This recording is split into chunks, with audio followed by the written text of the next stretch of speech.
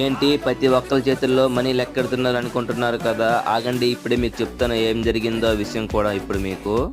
మొన్నైతే మనం ఒక ఫంక్షన్కి వెళ్ళామన్నమాట. మా ఫ్రెండ్ అయితే ఈడులు రాస్తున్నాడు ఆ ఫంక్షన్లో. మా వాడికేమో ఆకలి ఎక్కువ, టైం చూస్తే 2 అవుతుంది. ఏమి చేయాలి అనుకున్నాడేమో కానీ ఈడులు రాస్తున్న మధ్యలో భోజనం చేయడానికి వచ్చేసాడైతే మా వాడు. మీరే చెప్పండి, భోజనానికి వచ్చేటప్పుడు ఆ లెక్కని వేరే వాళ్ళకి అప్పచెప్పాలి కదా. మా వాడు అదే చేశాడు కానీ చిన్న మిస్టేక్ చేశాడు. ఏమిటంటే అది, ఒక తమ్ముడికైతే రాయమని చెప్పాడు.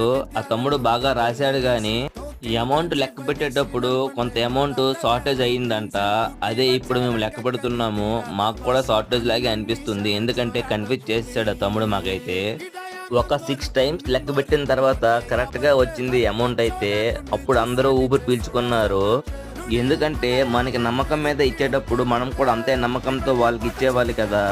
సబ్స్క్రైబ్ చేసుకో ఫ్రెండ్స్.